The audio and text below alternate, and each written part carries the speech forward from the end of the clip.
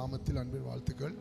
நாளில் நம்ம மத்தியில் ஆண்டவருடைய வார்த்தையை கொடுத்து உங்களுக்காக ஜெபிக்கும்படி சுரண்ட பக்கத்தில் உள்ள வீராணம் என்ற ஊர்லேருந்து போதகர் ஜெயக்குமார் அவங்க வந்திருக்கிறாங்க. மத்தியில் நம்ம பனி போல ஆண்டவருடைய வார்த்தை எனக்கும் உங்களுக்கு வரும். வாய்த்தன்னு சொல்லுங்க, பனி போல.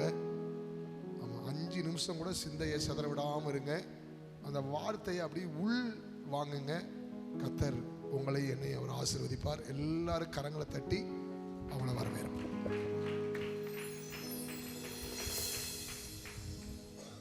Praise the Lord. Hallelujah. எத்தனை பேர் உண்மையிலே சந்தோஷமாக இருக்கீங்க? நீங்கள் ஒரு ஊர் பேரை கேள்விப்பட்டோன்னே உங்களுக்கு ஒரு மாதிரி இருந்திருக்கும். சுரண்டை கேள்விப்பட்டிருக்கீங்களா? டிஜிஎஸ் ஐயா பிறந்த ஊர் தெரியுமா? ஆமாம், வீராணம் அப்படின்ன ஒன்று ஏரி ஒன்று இருக்குது விழுப்புரம் பக்கம். என்ன அது டக்குன்னு எல்லாருக்கும் ஞாபகம் வரும். ஆனால் இது தென்காசி மாவட்டத்தில் இருக்குது அந்த ஊர்.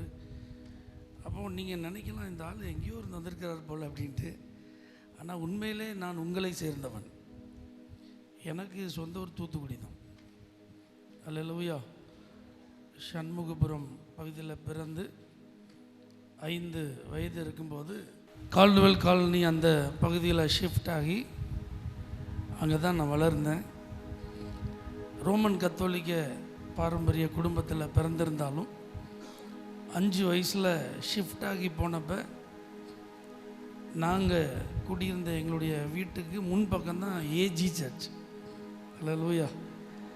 அதனால் அங்கே இருந்த தேவனுடைய மனிதர் மூலமாக சுவிசேஷத்தை கேட்டு கர்த்தருக்கு எங்களுடைய வாழ்க்கையை குடும்பமாக அர்ப்பணித்து இந்த பெந்தைகோஸ்தே அனுபவத்திற்குள் 5 வயசுலேருந்து சுமார் 40 ஆண்டுகள் நிறைவு செய்ய கர்த்தர் உதவி செய்திருக்கிறார். ஆமென் சொல்லுங்க பார்க்கலாம்.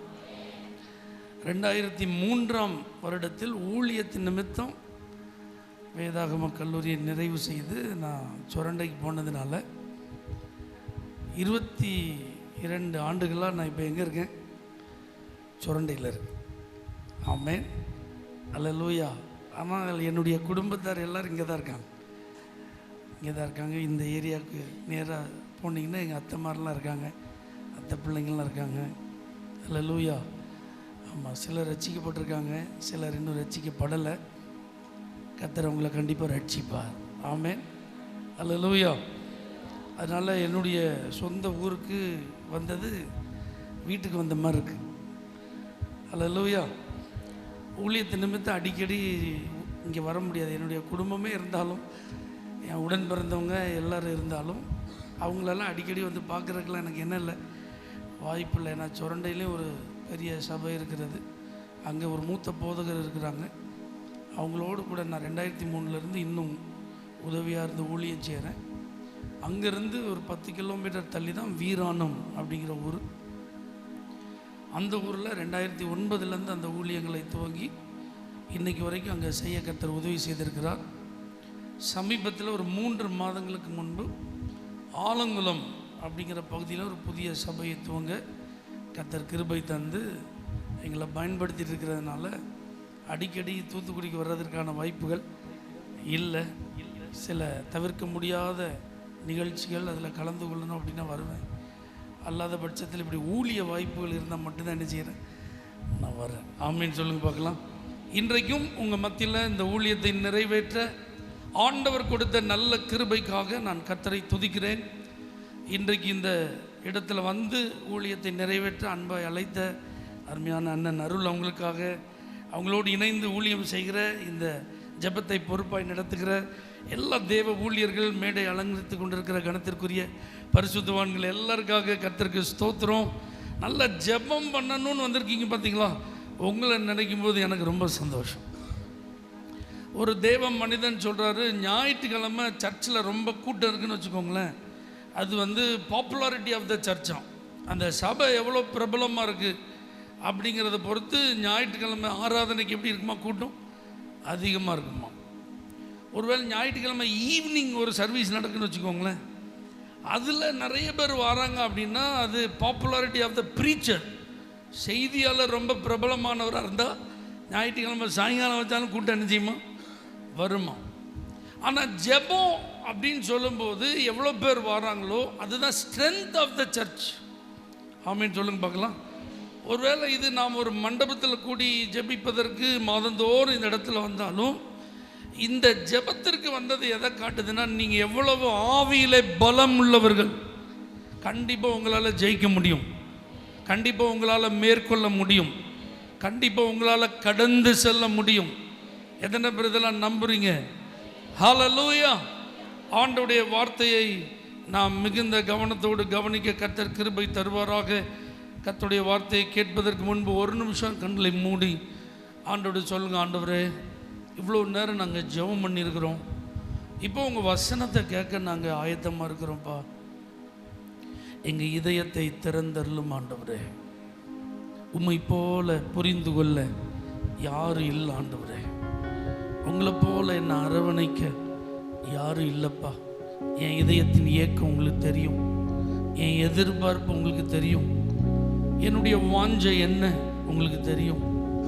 என் மனசில் இப்போ ஓடிட்டு இருக்கிற நினைவுகளும் என் உள்ளத்தில் மேலோங்கி இருக்கிற கேள்விகளும் உங்களுக்கு தெரியும்ப்பா. என் கூட நீங்கள் பேசுங்க ஆண்டவரே. Thank you Lord. மலை போல துன்பம் என்னை சூழும் போது அதை பனி போல உருகிட செய்பவரே. மலை போல துன்பம் என்னை சூழும் போது அதை பனி போல உருகிட செய்பவரே. கண்மணி போல் என்னை காப்பவரே. உள்ளங்கையில் பொறிந்தென்னை நினைப்பவரே. கண்மணி போல் என்னை காப்பவரே. உள்ளங்கையில் பொறிந்தென்னை நினைப்பவரே.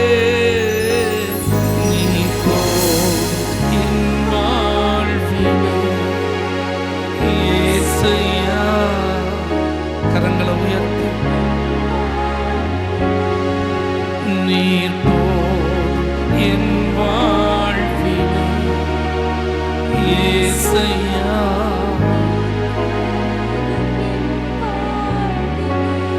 தாய் போல பாசம், தந்தை போல நேசம், ஒரு தோழன் போல புரிந்து கொண்ட என் இயேசையா.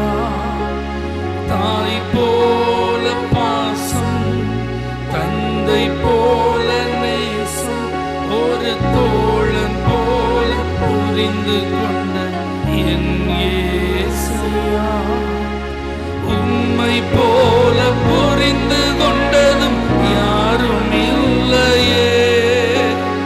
உம்மை போல அரவணைப்பதும் யாரும் இல்லையே. உம்மை போல புரிந்து கொண்டதும், உம்மை போல அரவணைப்பதும். கைகளை உயர்த்தி நீ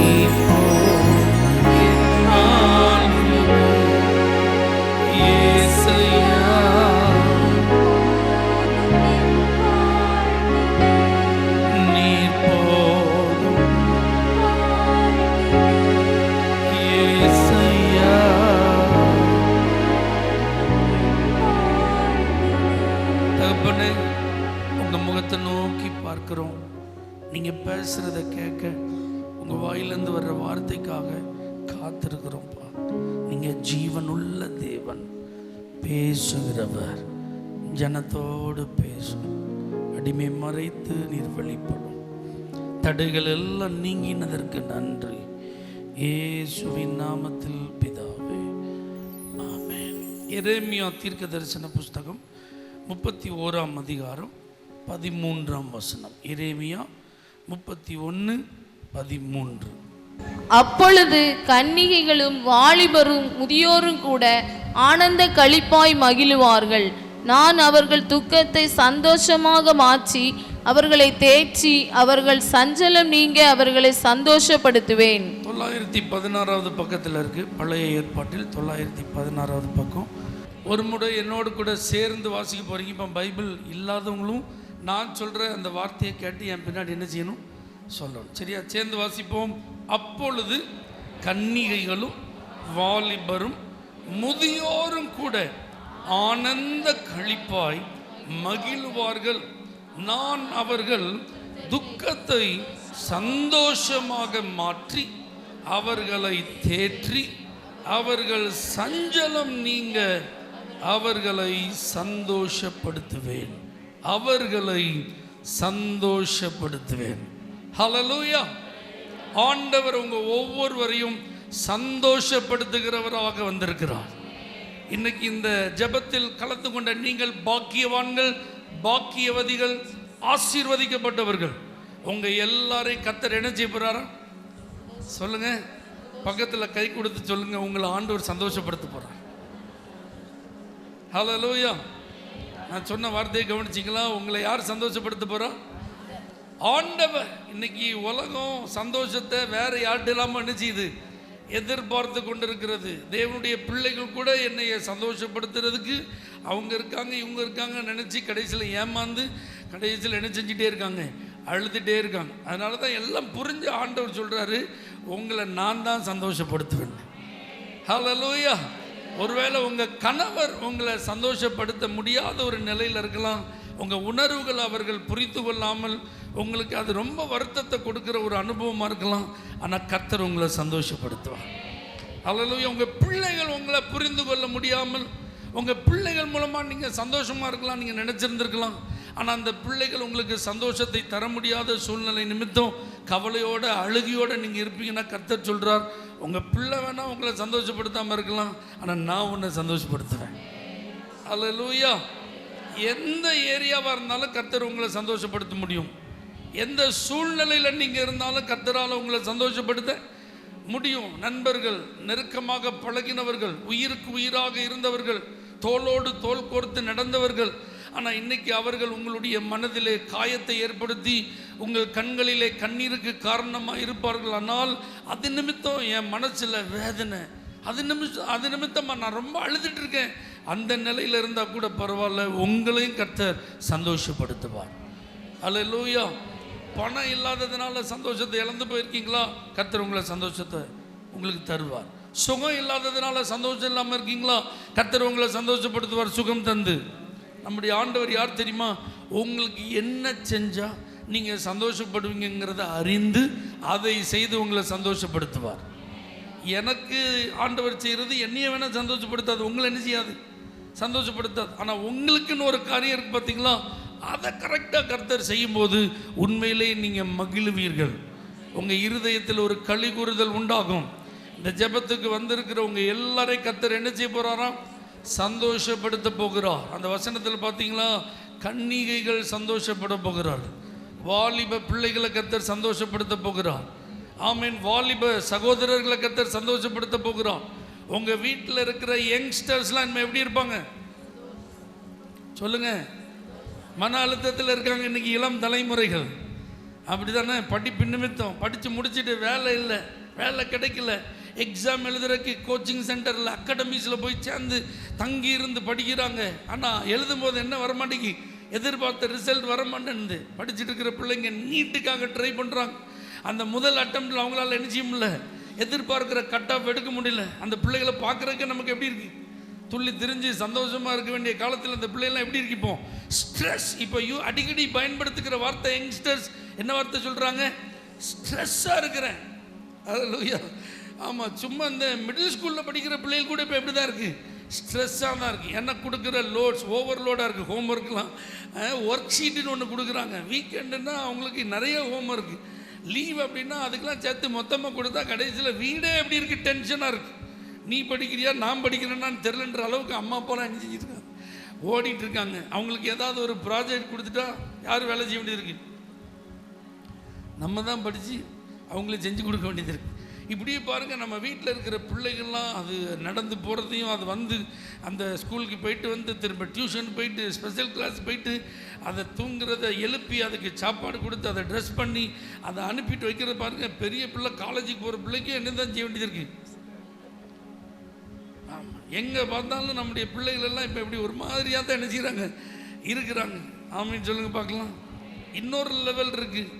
அவங்க நிறைய முயற்சிகள் செய்து தோல்வி அடைகிறதுனால அவங்களால ஹாப்பியாக இருக்கணும்னு நினச்சா கூட நினச்சி முடியல, ஹாப்பியாக இருக்க முடியல. சந்தோஷமாக இருக்கணும்னு நினச்சா கூட சந்தோஷமாக இருக்க முடியல. ஒரு குறிப்பிட்ட வயது ஆகும்போது அந்த வேலை இல்லாததுனால வாலிப சகோதரர்களால் எப்படி இருக்க முடியல, சந்தோஷமாக இருக்க முடியல. ஒரு குறிப்பிட்ட வயதாகும்போது வாலிப பிள்ளைகளுக்கு திருமணம் ஆகாத ஒரு சூழ்நிலை இருக்கும்போது அவங்களுக்கு என்ன இல்லை, அவங்களோட சேர்ந்த பிள்ளைங்களாம் கல்யாணம் ஆகி போயிட்டு இருக்கும்போது அந்த பிள்ளைகளுக்கு கல்யாணம் ஆகாமல் இருக்கிறதுனால அவங்களுக்கு எப்படி இல்லை, சந்தோஷம் இல்லை. அவங்க வீட்டில் நடக்கிற அந்த ஃபங்க்ஷன்ஸ், அந்த ஃப்ரெண்ட்ஸ் வீட்டில் போயிட்டு போகும்போது சந்தோஷமாக போயிட்டு வருவாங்க. ஆனால் வரும்போது எப்படி இருப்பாங்க, ரொம்ப கவலையோடு இருப்பாங்க. அல்ல அப்படி தானே? இப்படிலாம் உலகத்தில் ப்ராக்டிக்கலாக நிறைய விஷயங்களை பார்க்குறோம். ஆனால் பைபிள் சொல்லுது, உங்கள் வீட்டில் இருக்கிற வாலிப பிள்ளைகள், ஆண் பிள்ளையாக இருந்தாலும் சரி பெண் பிள்ளைகளாக இருந்தாலும் சரி, கர்த்தர் அவர்களை சந்தோஷப்படுத்துவார். அப்போ படிப்பில் அவர்களுக்கு வெற்றி கிடைச்சாதான் சந்தோஷம்னா படிப்பில் வெற்றியை தருவார். ஆமீன். அவங்க பார்க்கிற கோர்ஸில் ஜாயின் பண்ணாதான் அவங்களுக்கு சந்தோஷம்னா அந்த கோர்ஸில் ஜாயின் பண்ணுறதுக்கான வாய்ப்புகளை தருவார். அவங்க அச்சீவ் பண்ண நினைக்கிற அந்த காரியத்தில் அச்சீவ் பண்ணி அந்த எதிர்பார்க்கிற வேலை கிடைச்சாதான் அவங்களுக்கு சந்தோஷம்னா கண்டிப்பாக அந்த அரசு உத்தியோகத்தை கர்த்தர் அவர்களுக்கு தந்து மகிழ பண்ணுவோம். அல்லேலூயா. திருமண காரியங்கள் நடந்தாதான் சந்தோஷம்னா ஏற்ற மன வாழ்க்கையை கர்த்தர் அமைத்து தருவார். அல்லேலூயா. இனிமே உங்கள் வீட்டில் இருக்கிற பிள்ளைகள் ஒரு நாளும் துக்கமாக இருக்க போகிறதில்ல, கவலையாக இருக்க போகிறதில்ல, சோகமாக இருக்க போகிறதில்ல. என்ன இது வாழ்க்கைன்னு சொல்லி ஒரு மன அழுத்தத்தில் மன இறுக்கத்தில் இருக்க போகிறதில்ல. உங்கள் வீட்டில் இருக்கிற கன்னிகைகளை கர்த்தர் சந்தோஷப்படுத்த போகிறோம். உங்கள் வீட்டில் இருக்கிற வாலிபர்களை கர்த்தர் சந்தோஷப்படுத்த போகிறோம். விசுவாசித்தா நீங்கள் கையை தட்டலாம் அல்லது கையை உயர்த்தி ஆமீன்னு சொல்லலாம். உங்கள் வீட்டில் இனிமே உங்கள் பிள்ளைகள் சந்தோஷமாக இருக்கிறத பார்த்து உங்கள் இருதயம் பூரிக்க போகிறது. அல்லேலூயா. இன்னொரு குரூப் ஆஃப் யங்ஸ்டர்ஸ் இருக்காங்க. அவங்களுக்கு வேற உலகம். அவங்க நம்ம லைன்ல நினைக்க மாட்டாங்க, இருக்க மாட்டாங்க. அவனுக்கு சந்தோஷம்னா இன்டர்நெட்டில் உட்காந்துருக்கிறது, சோஷியல் மீடியாவில் டைம் ஸ்பெண்ட் பண்ணுறது, ஃப்ரெண்ட்ஸோட ஊர் சுற்றுறது, தவறான காரியங்களில் ஈடுபடுறது. அதுதான் அவனுக்கு எதாவது தெரியுது, சந்தோஷமாய் தெரிகிறது. அப்படிதானா? ஆமாவா இல்லையா? அல்லேலூயா. அப்படிதான் தெரியுது. நேற்று ஒரு தகப்பனார் அவர் என்னை சந்தித்து ஜோம் பண்ணுறக்கா வந்திருந்தார். அப்போ அவங்க ஃபேமிலியை நான் விசாரிக்கிற ஒரு 2 மாதமாக அவங்கள நான் பார்க்கல.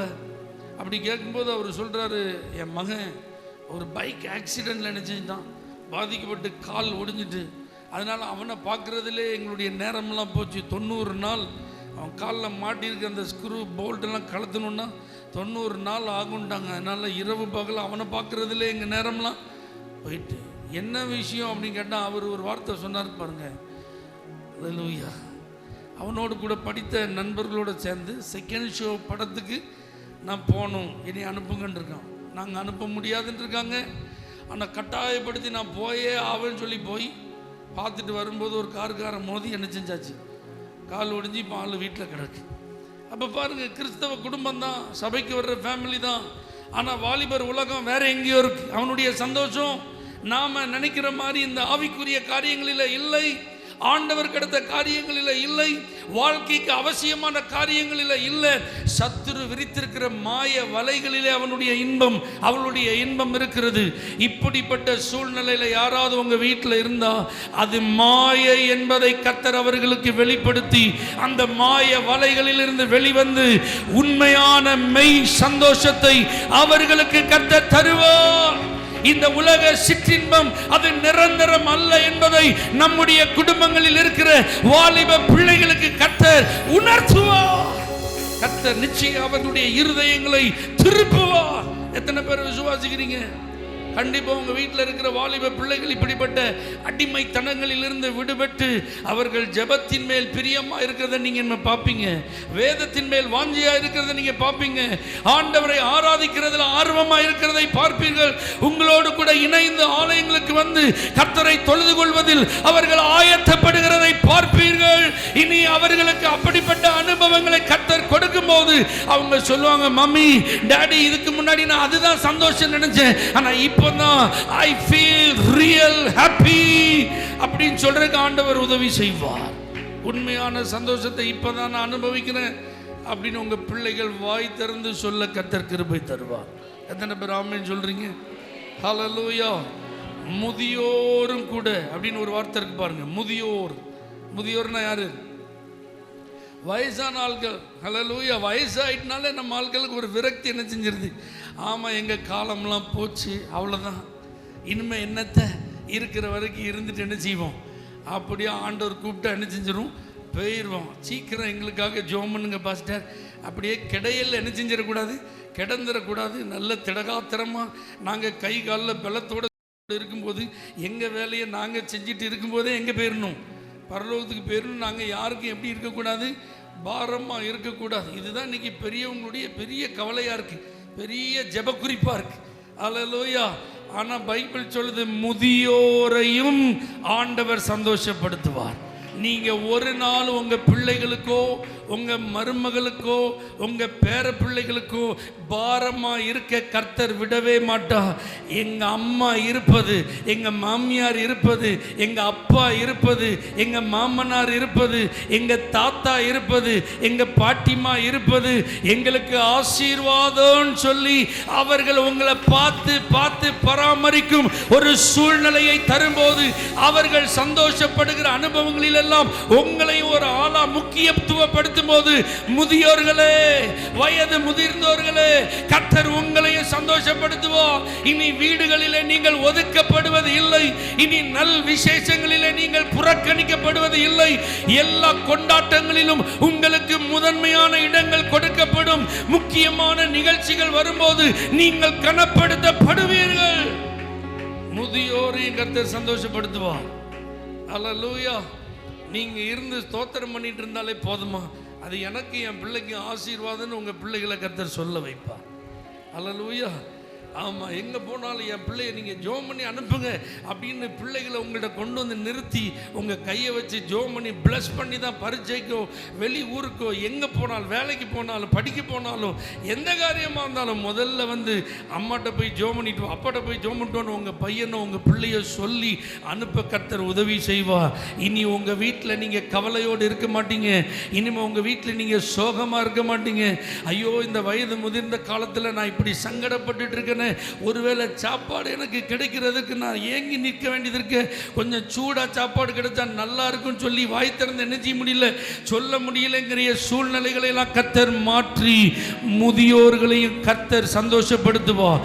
நீங்க உங்க பிள்ளைகளின் பிள்ளைகள் அவர்களுக்கு உண்டாகும் சமாதானத்தெல்லாம் கண்டு கர்த்தரை துதிக்கிறதற்கு கர்த்தர் உங்களுக்கு பலனை தருவார், சுகத்தை தருவார், ஆரோக்கியத்தை தருவார், நீடிய ஆயுளை தருவார். தீர்க்காயுசோடு நீங்க இருப்பீங்க. ஹல்லேலூயா. வயசானவங்க இருக்கிறது ரொம்ப ஆசீர்வாதம். இளம் தலைமுறைகளே, உங்களை பார்த்து நான் சொல்றேன், ஆமென் சொல்லுங்க. ஹல்லேலூயா. நம்ம வீட்டில் ஒரு வயதான நபர் இருப்பது நமக்கு ஆசீர்வாதம். அவங்க இருந்து பிளஸ் பண்ணிட்டே இருக்கணும். ஆமென் சொல்லுங்க பார்க்கலாம். இன்னைக்கு பாருங்க, நான் இங்கே வந்து ஊழியம் செய்ய வரேன்னா எங்கள் அம்மா எனக்காக ஜோம் பண்ணுறாங்க, எங்கள் மாமியார் எனக்காக ஜோம் பண்ணுறாங்க. நான் காரில் வரும்போதே என் ஒய்ஃபை நான் கூட்டிகிட்டு வந்தேன். எங்கள் வீடு இங்கே இருக்குனால அவளை விட்டுட்டு வந்திருக்கு. ஏன்னா நாங்கள் வர்றதே ரொம்ப ரேராக இருக்குன்னு சொன்னோம் பார்த்தீங்களா. நீ எங்கள் அம்மா கூட உட்காந்து பேசிட்டுன்னு விட்டுட்டு வந்திருக்கேன். இப்போ ஹல்லேலூயா. வரும்போதே அவங்க அம்மா ஃபோன் பண்ணிட்டாங்க, அதிகாலையிலே நான் எழுந்திரிச்சு உன் மாப்பிள்ளைக்காக ஜோம் பண்ணியிருக்கேன்டா, கர்த்தர் கண்டிப்பாக பயன்படுத்துவார்டா, தைரியமாக பேச சொல்லுடா. ஹல்லேலூயா. இப்படி இருக்கிறவங்க எத்தனை பேருக்கு ஆசீர்வாதம் நீங்கள் நம்புறீங்க? அதனால் வயசாகிட்டு போகிறவங்கள நினச்சி நீங்கள் என்ன செய்யக்கூடாது, அவங்கள ஒதுக்குறதுக்கு பிளான் பண்ணக்கூடாது, அவங்கள அற்பமாக நினைக்கக்கூடாது. 60 வயசு ஆகிட்டுனாலே 2வது குழந்தை பருவம். அல்லேலூயா. 80 வயசு ஆகிட்டுனா நியூ பார்ன் ஸ்டேஜ், புதுசாக பிறந்த குழந்தை. 60 வயசுக்கு மேலே உங்கள் வீட்டில் ஒரு ஆள் இருக்கா, சின்ன பிள்ளை மாதிரி தான் என்ன செய்வாங்க, இருப்பாங்க. சின்ன பிள்ளை என்ன செய்யும், சொன்னதே திரும்ப திரும்ப சொல்லும். ஒன்று ஏதாவது வேணும்னா என்ன செய்யும், அடம் பிடிக்கும். அல்லேலூயா. அப்போ 60+ இருக்கிறவங்க பை நேச்சரே எப்படி தான் இருப்பாங்க? ஹலோ சொல்லுங்க, பை நேச்சர் இயற்கையாகவே எப்படி தான் இருப்பாங்க? 60 வயதுக்கு மேலே ஆகிட்டனால அவங்க ஒரு குழந்தைய போல மாற ஆரம்பிச்சிடும். நீங்கள் நினைக்கக்கூடாது உங்களுக்கு எத்தனை அப்படின்னு முறைக்கக்கூடாது. பல்லெல்லாம் அவங்கள்ட்ட என்ன செய்யக்கூடாது, கடிக்கக்கூடாது. அல்லேலூயா. நாக்கெல்லாம் என்ன செய்யக்கூடாது? துருத்தக்கூடாது. தூத்துக்குடி ஸ்டைலில் என்ன செய்யக்கூடாது? கோபம்லாம் வரக்கூடாது. ஆமேன்னு சொல்லுங்க பார்க்கலாம். அவங்கள பக்குவமாக பதனமாக ஆமாம் பார்த்து பராமரிக்க வேண்டியது யார் பொறுப்பு? நம்ம பொறுப்பு. ஈ கடிக்காமல், எறும்பு கடிக்காமல், பூச்சி கடிக்காமல், ராத்திரி பகல் தூங்காமல், சாப்பிடாமல் நம்மளை தோளில் தூக்கி போட்டு வளர்த்து ஆளாக்கி இன்றைக்கி பெரிய லெவலில் நம்மளை கொண்டு வந்து நிப்பாட்டிட்டு அவங்க நம்முடைய ஆசீர்வாதத்தை பார்த்து சந்தோஷப்படுற காலத்தில் எட்டி என்ன செஞ்சிடக்கூடாது? உதச்சிடக்கூடாது. ஆமேன்னு சொல்லுங்க பார்க்கலாம். கூடுமானால் உங்கள் கூடையே வச்சு அவங்கள பராமரிப்பது உங்களுக்கு ரொம்ப ஆசீர்வாதம். அல்லேலூயா. ஆமேன்னு சொல்லுங்க பார்க்கலாம். அதனால் வீட்டில் வயதானவர்கள் இருந்தால் எந்த காரியம்னாலும் முதல்ல அவங்கள்ட்ட சொல்லுங்கள், அவங்கள்ட்ட ஷேர் பண்ணுங்கள். எந்த சந்தோஷமான நிகழ்வுகளாக இருந்தாலும் அவங்கள்ட்ட கொஞ்சம் போய் நினச்சிங்க, உட்காந்து இதை இப்படி செய்ய போகிறோன்னு சொல்லி முன்கூட்டி அதை நினச்சிங்க.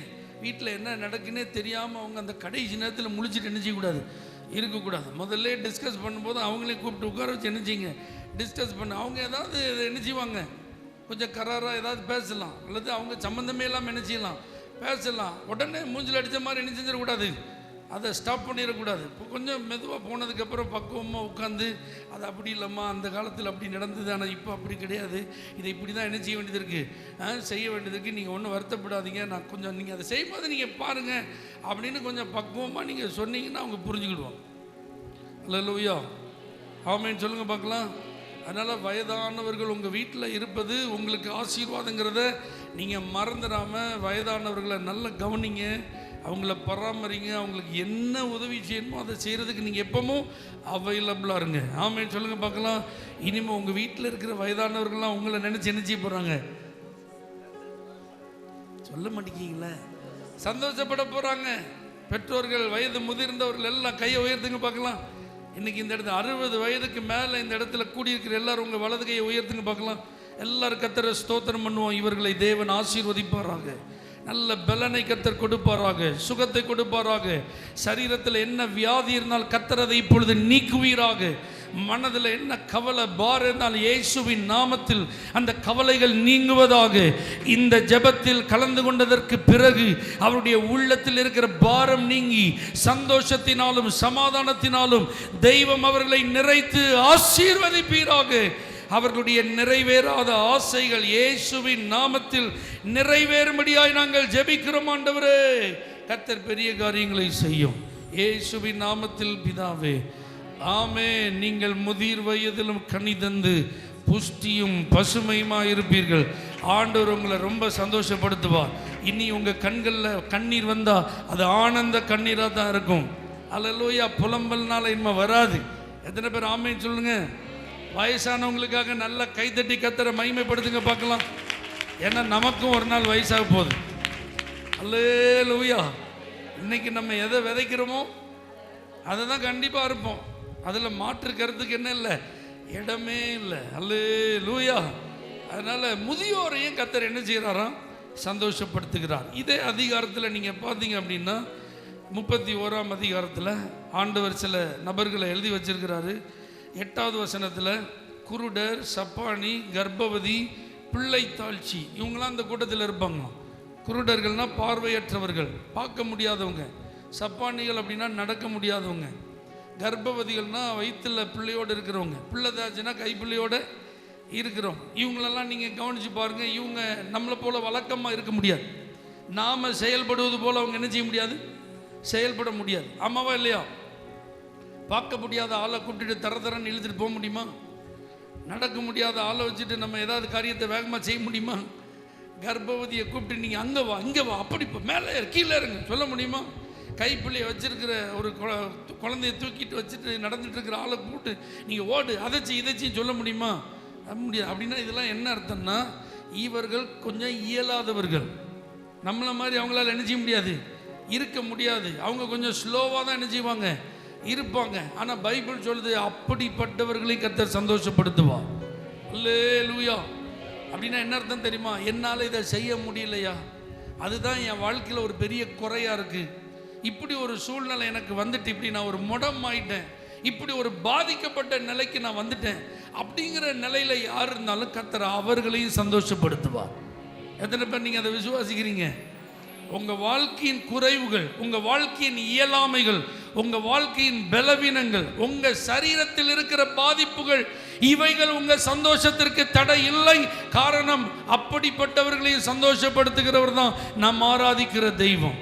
அதனால நீங்க பிசிக்கலி சேலஞ்சா இருக்கலாம், அல்லது சரீரத்தில் இயற்கையாகவே நீங்கள் பாதிக்கப்பட்ட ஒரு சூழ்நிலையில் இருக்கலாம். மற்றவர்களைப் போல என்னால் திறமையாக செயல்பட முடியாது, விவேகமாக செயல்பட முடியாது, வேகமாக செயல்பட முடியாது. மற்றவர்கள் புரிந்து கொள்வதற்கும் நாம் புரிந்து கொள்வதற்கும் நிறைய வித்தியாசம் இருக்குது. ஒரு ஸ்டெப் நான் எல்லார காட்டிலும் பின்தங்கி தான் இருக்கிறேன். பரவாயில்ல, உங்களையும் கர்த்தர் சந்தோஷப்படுத்துவார்.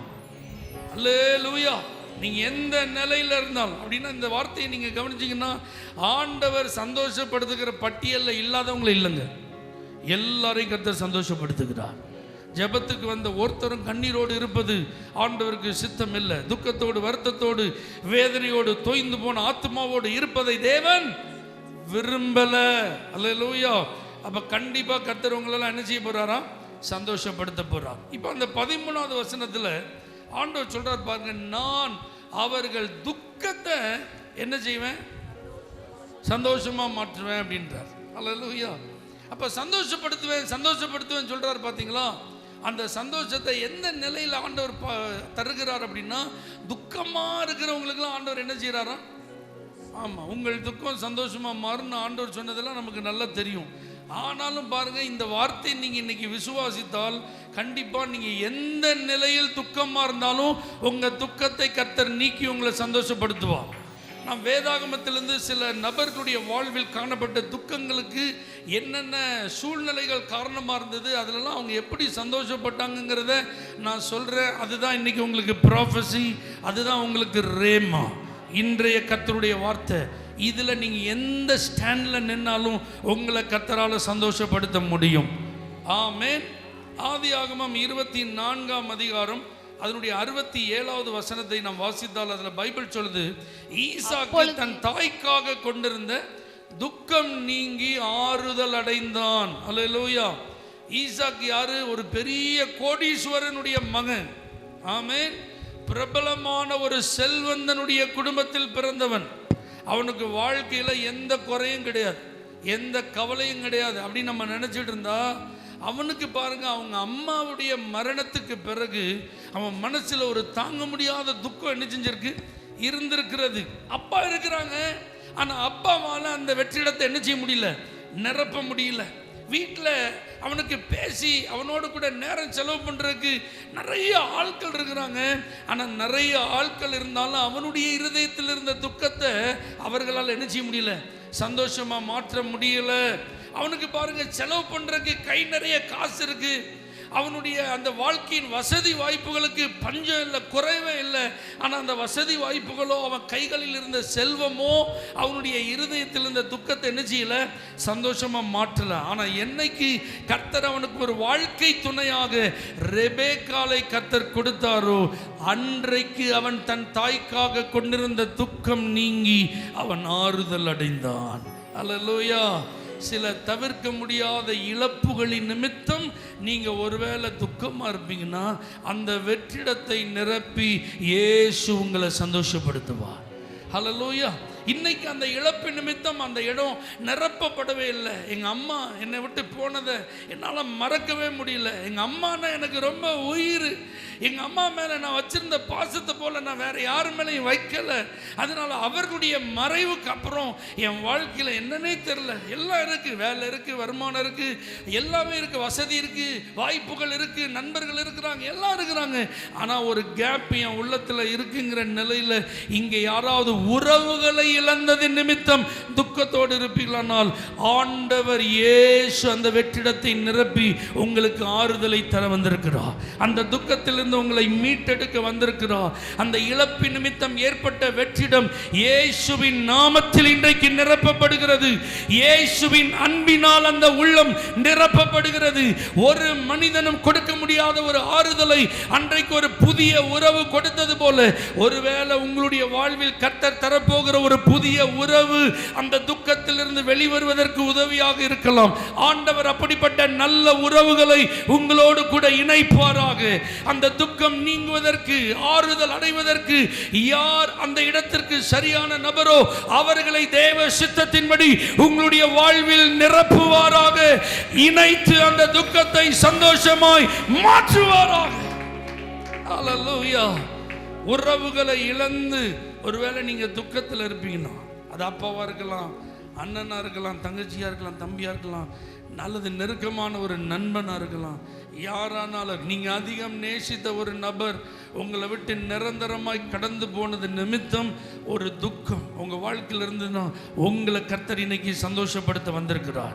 இன்னும் நீங்க எவ்வளவு காலம் துக்கமா இருக்க போறீங்க? இல்லை, இன்னைக்கு உங்க துக்கம் சந்தோஷமாய் மாறுகிறது. ஏன்னா எல்லாவற்றிற்கும் எல்லாமுமானவர் இந்த இயேசு. நீங்க நினைக்கலாம், என் கணவர் இல்லைங்க, அவர் இடத்தை யார் நிரப்ப முடியும்? இந்த இயேசு உங்களுக்கு ஆத்தும மணவாளனாக, ஆத்தும நேசராக வந்து அவர் தன்னுடைய அன்பை உங்களுக்கு தரும்போது, அவர் தன்னுடைய இடது கையினால் உங்களை அணைத்து கொண்டு வலக்கரத்தை உங்க சிரசின் மேல் வைக்கும்போது அந்த இழப்பு நிமித்தம் அந்த துக்கம் இன்றைக்கு நீங்கும். இன்றைக்கு அந்த ஒரு ஆறுதலை கர்த்தர் உங்களுக்கு தருவாரா? அல்லேலூயா. இவர் தாய்க்கு தாயா இருக்க முடியும், தகப்பனுக்கு தகப்பனா இருக்க முடியும், மூத்த சகோதரனா இருக்க முடியும், உற்ற சிநேகிதனா இருக்க முடியும். இவரால் ஒரு மனிதனுடைய மனதை நிரப்ப முடியாதுன்னு சொல்லவே முடியாது. ஆகவே யாரும் இல்லை இந்த உலகத்தில் என் இதயத்தின் வெற்றிடத்தை நிரப்ப அப்படின்னு சொல்ல ஆண்டவர் இதுவரைக்கும் விட்டதே இல்லை. இன்னைக்கு இந்த பகல் நேர ஜெபத்தில் வந்திருக்கிற உங்களுடைய இதயம் இப்படிப்பட்ட உறவுகளின் இழப்பு நிமித்தம் வெற்றிடமா இருக்குமானால் இயேசு அந்த இடத்தை நிரப்பி உங்களை சந்தோஷப்படுத்துகிறார். விசுவாசிக்கிறவங்க நல்ல கரங்களை தட்டி கர்த்தர் நல்லவர். ஹல்லேலூயா. ஆண்டவர் கடைசி வரைக்கும் நம்ம கூட இருப்பார். ஆமென். நமக்கு நம்மை விட்டு பிரிந்து சென்ற உறவுகள் நிரந்தரம் அல்ல, அதை நம்ம நன்கு அறிந்திருக்க வேண்டும். ஆனால் நீங்காத ஒரு நேசர் இயேசு. நான் உன்னை விட்டு விலகுவதும் இல்லை, உன்னை கைவிடுவதும் இல்லை என்று சொன்னவர்.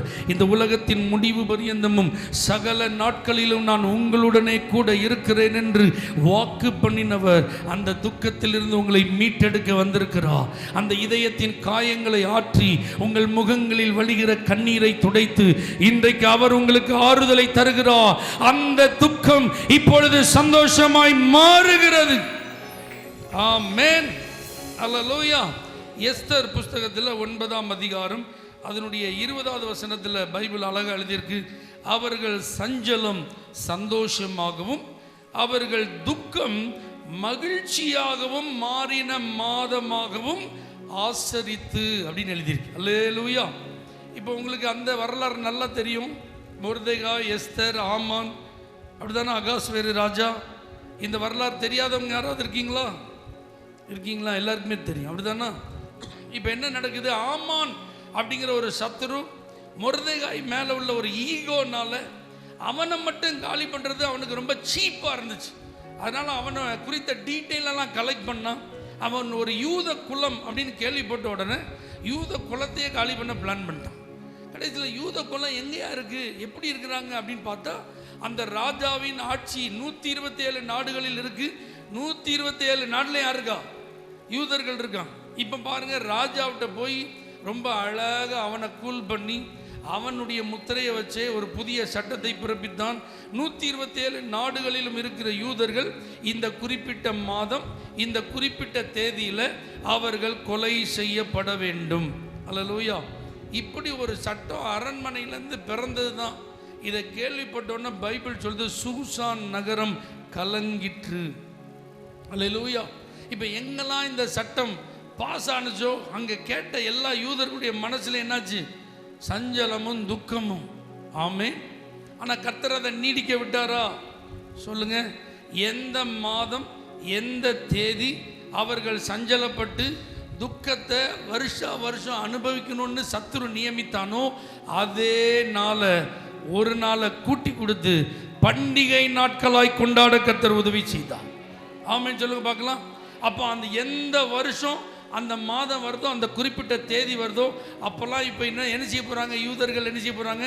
கொண்டாட போகிறாங்க. களி கூர்ந்து மகிழ போறார்கள். பிள்ளைகளை நல்லா கவனிங்க. சத்துரு கொஞ்சம் நமக்கு விரோதமாக எழும்பி அவன் தன்னுடைய சதி திட்டத்தை தீட்டும் போது அது நமக்கு ஒரு நிரந்தர பாதிப்பை கொண்டு வருகிறது போல என்ன செய்யும், இருக்கும் போல தான் இருக்கும். ஆனால் நிரந்தரமாக அது கொண்டு வர முடியாது. எத்தனை பேர் அதை நம்புறீங்க? உங்களை தொட ஆண்டவர் யாருக்கு அனுமதி கொடுக்கவே மாட்டார். அப்போ இந்த ஆமான் என்கிற ஒரு சத்துரு பாருங்க, யூதர்களுக்கு ஒரு பிளாக் டே ஃபிக்ஸ் பண்ணான். ஆனால் கர்த்தர் அந்த டே தான் ஃபெஸ்டிவல் டேயை மாற்றினார். ஆமாம் சொல்லுங்க பார்க்கலாம். அப்போ இனி உங்கள் கேலண்டரில் பிளாக் டே இருக்காது. உங்கள் லைஃப் டைமில் இது என் வாழ்க்கையில் இந்த வருஷம் இந்த மாதம் இந்த குறிப்பிட்ட தேதியில் நடந்ததை என்னால் மறக்கவே முடியாது, அது வந்துட்டாலும் எனக்கு அழுகையாக தான் வருதுன்னு இதுவரைக்கும் நீங்கள் சொல்லியிருந்திருக்கலாம். ஆனால் இனி அப்படிப்பட்ட ஒரு கருப்பு நாள் உங்கள் வாழ்க்கையில் இல்லை. கலிகூறும் நாளாய் கர்த்தர் அதை மாற்றப் போகிறார். எந்த நாள் உங்கள் அழுகைக்கு காரணமாய் குறிக்கப்பட்டதோ அதே நாள் நீங்கள் கர்த்தரை மகிமைப்படுத்துகிற ஒரு சந்தோஷத்தின் நாளாக, ஒரு பண்டிகை நாளாக, ஒரு கொண்டாட்டத்தின் நாளாக கர்த்தர் மாற்றுவார். விசுவாசிக்கிறீங்களா? ஏன்னா நீங்களா ஜெபம் பண்றவங்க தானே, நீங்களா உபவாசிக்கிறவங்க தானே. இந்த யூதர்கள் இப்படிப்பட்ட ஒரு நெருக்கடி சூழ்நிலை சந்தித்த போது எஸ்தர் அவள் தன்னுடைய தாதிமார்களோடு, மொர்தெகாய் அவனோடு கூட இருந்த நபர்களோடு 3 நாள் உபவாசத்தோடு அவர்கள் இரவும் பகலும் ஜெபித்த ஜெபம் அந்த கருப்பு தினம் வரவிடவில்லை. அல்லேலூயா. அந்த சத்துருவின் திட்டம் பலிக்க விடவில்லை. யூதர்கள் அழிக்கப்பட கர்த்தர் அனுமதிக்கவில்லை. கர்த்தர் காரியங்களை மாறுதலாய் முடிய பண்ணினார். ஆகவே எந்த காரியத்தை நினைச்சு நீங்க துக்கத்தோடு இருக்கீங்களோ, தேவ சமூகத்துக்கு வந்து இந்த ஒரு குறிப்பிட்ட செய்தியை நான் கேட்டதுக்கு அப்புறம், இந்த ஒரு குறிப்பிட்ட தகவல் எனக்கு கிடைச்சதுக்கு அப்புறம் என் மனசுல இப்ப நிம்மதி இல்லை, என் மனசுல இப்ப சந்தோஷம் இல்லை. அதை நினைச்சு நான் தேவ சமூகத்தில் அழுகிறேன், புலம்புகிறேன், கண்ணீர் வடிக்கிறேன் என்ற நிலையில் நீங்கள் இருப்பீர்களானால் அந்த தகவல் இன்றைக்கு மாறுதலாய் மாறுகிறது. அந்த குறிப்பிட்ட காரியத்தில் கர்த்தர் காரியத்தை மாற்றி எழுதுகிறார். அதை ஆண்டவரே முன்னின்று உங்களுடைய சந்தோஷத்தின் நாளாக மாற்றுகிறார். இனி உங்களுக்கு அது நிமித்தம் சஞ்சலம் இல்லை, அது நிமித்தம் இனி உங்களுக்கு துக்கம் இல்லை. விசுவாசித்தால் நல்ல கையை தட்டி அல்லேலூயா ஆமென் சொல்லுங்க. அப்போ உங்க வாழ்க்கையில ஒரு நாளும் பிளாக் டே கிடையாது, கருப்பு நாள் கிடையாது.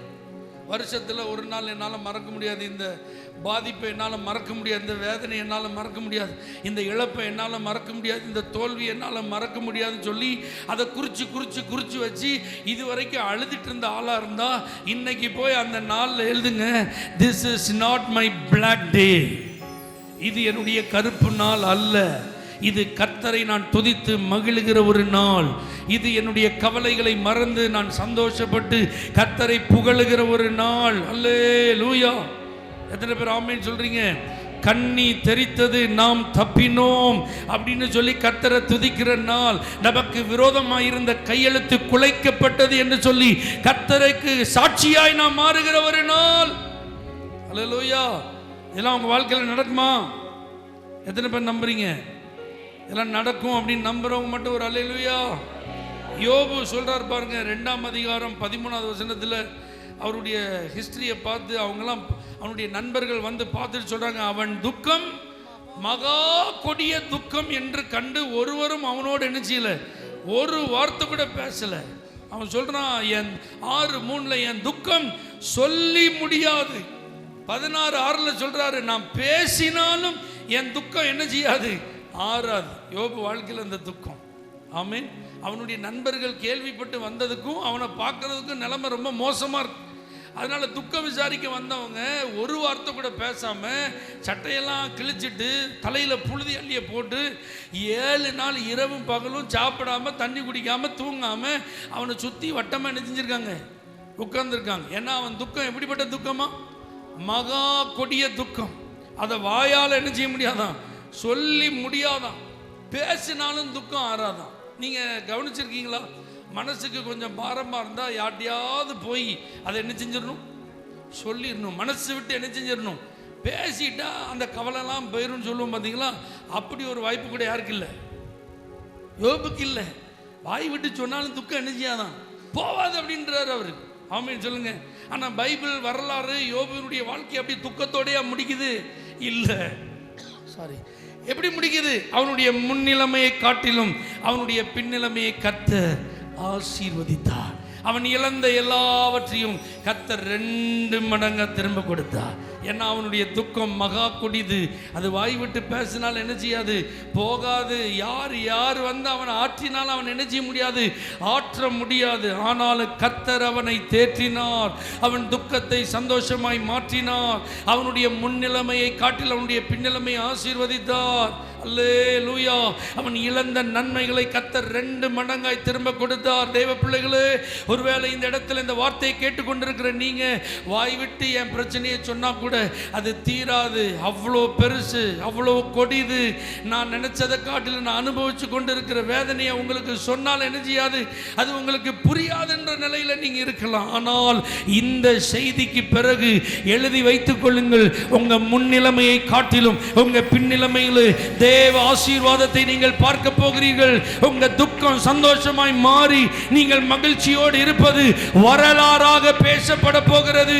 அநேகருக்கு நீங்கள் ஒரு சாட்சியாய் எடுத்துக்காட்டாய் மாறப் போகிறீர்கள்.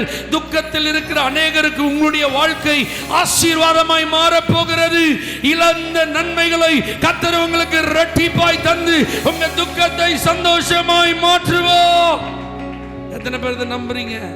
அது எவ்வளோ பெரிய துக்கமாக இருந்தாலும் இயேசு இன்றைக்கு அந்த துக்கத்தை மாற்றி ஆண்டவர் உங்களை ஆசீர்வதிப்பார். அல்லேலூயா. சங்கீதக்காரன் சொல்றான் 38:17, சங்கீதம் 38:17, என் துக்கம் எப்பொழுதும் என் முன்பாக இருக்கிறது. அல்லேலூயா. 39:2 சொல்றான், நலமானதையும் பேசல, மௌனமாகி ஊமை மாதிரி இருந்தேன், ஆனாலும் என் துக்கம் அதிகரித்ததுன்றான். அல்லேலூயா. பேசினா தானே பிரச்சனை, பேசாம என்ன செய்வோம், அமைதியாக இருந்துரும், அப்படி சைலண்டாக இருக்கான். அப்பமும் துக்கம் என்ன செய்யுதான், அதிகரிக்கிறது. இன்னொரு காரியம் சொல்றான் பாருங்க, ஐயோ துக்கத்தை மறக்கலாம், நீ எங்க போனாலும் என் முன்னாடி ஏதாவது வந்து நிக்குது. சொல்லுங்க, துக்கம் தான் வந்து நிக்குது. என் முகத்துக்கு முன்னாடி என்னதான் இருக்கு, துக்கம் தான் இருக்குது. ஆனா சங்கீதக்காரனுடைய லைஃப் அப்படியே முடிஞ்சுதா? இல்லை. அல்லேலூயா. அவன் கர்த்தரை துதித்த துதியை பாருங்க, கர்த்தருக்கு அவன் செலுத்தின நன்றியை பாருங்க, ஆண்டவர்கிட்ட அவன் பெற்றுக்கொண்ட ஆசீர்வாதத்தை பாருங்க. அவனுடைய வாழ்க்கையில கர்ணம் தப்புனா மரணம் அப்படிதான் இருந்துச்சு. எப்போ சத்துரு அவனை உயிரோட விழுங்க போகிறான் அவனுக்கு தெரியும். அடுத்த நிமிஷம் என்ன நடக்க அவனுக்கு புரியாத. அவன் சொல்றான், என் சத்துருக்கள் எவ்வளவாய் பெருகி இருக்கிறார்கள், என் தலைமுடியை பார்க்கல, அவர்களுடைய எண்ணிக்கை எப்படி இருக்கு, அதிகமா இருக்கு. காரணம் இல்லாமல் என்னை பகைக்கிறார்கள். என் கூட சேர்ந்து அப்பம் புசித்தவனை இப்ப எனக்கு நேர கால என்ன செய்யறான், தூக்குறான். இப்படியெல்லாம் அவனுடைய வாழ்க்கையின் வேதனையான சூழ்நிலைகள் இருந்தாலும் ஒரு மனிதன் கையிலும் கர்த்தர் சங்கீதக்காரனை விட்டு கொடுக்கவில்லை. ஒரு யுத்தத்திலும் அவனை தோல்வி அடைய விடவில்லை. கர்த்தர் அவனை ஆசீர்வதித்து அவனுடைய ராஜ்ய பாரத்தை நிலை நிற்க செய்தார். அவனுக்கு ஒரு நிலையான வீட்டை கொடுத்தார். அவனோடு கூட நித்திய உடன்படிக்கை செய்தார். ஓம் விளக்கு அணையாது. ஹல்லேலூயா. சிங்காசனம் நிலைத்திருக்கும். ஒரு குமாரன் அதிலே ஆளுகை செய்ய என்றென்றைக்கும் இருப்பான் என்று கர்த்தர் அவனை ஆசீர்வதித்து அவனுடைய துக்கத்தை மாற்றினது உண்மையானால் இன்றைக்கு உங்க முன்பாக இருப்பது துக்கமா இருக்கலாம். நீங்க வாய் பேசாம அமைதியா இருந்தால் அந்த துக்கம் தீராமல் இருக்கலாம். நித்திய உடன்படிக்கையின் தேவன், வாக்குத்தத்தத்தின் தேவன், அவர் இன்றைக்கு உங்களை சந்திக்கிறார். உங்க விளக்க அணைக்க எழும்புகிற சத்துருவின் கிரியைகளை நிர்மூலமாக்கி சத்துருவின் இஷ்டத்திற்கு ஒப்புக்கொடாமல் அவனுடைய கடைவாய் பற்களில் இருந்து உங்களை விடுதலையாக்கி உங்கள் தலையை அவர் உயர்த்துகிறார். உங்களுக்கு காண்டாமிருகத்தை போல ஒரு கொம்பை உண்டு பண்ணுகிறார். அல்லேலூயா, அல்லேலூயா. ஆனாலும் கர்த்தாவே, நீர் என் கேடகமும் என் தலையை உயர்த்துகிறவருமாயிருக்கிறீர். இந்த இடத்துல வந்திருக்கிற ஒருவரும் துக்கத்தினால் ஆண்டவரை தேடி போனான, ஆண்டவரை துதிச்சான, பாடினான, ஜெபித்தான, ஆண்டவர் ஆண்டவர் சொல்லி வீராப்பா பேசினான, இன்னைக்கு தலை குனிய வேண்டிய நிலைமை வந்துட்டேன்னு சொல்லி ஆண்டவர் உங்களை விடவே மாட்டார். சத்துருக்களுக்கு மத்தியிலே ஒரு பந்தியை உங்களுக்கு அவர் ஆயத்தம் பண்ணுவார். நீங்கள் தலை குனிந்த இடங்களிலெல்லாம் மறுபடியும் தலை நிமிர்ந்து கர்த்தர் உங்களை நடக்க பண்ணுவார். அல்லேலூயா, ஆமென். உங்க விளக்கு ஆண்டவர் அணைய விட மாட்டார். விசுவாசிக்கிறீங்களா? கண்டிப்பா உங்க விளக்கு என்ன செய்யாது, அணையவே செய்யாதுங்க. தைரியமா இருங்க. ஆமென் சொல்லுங்க.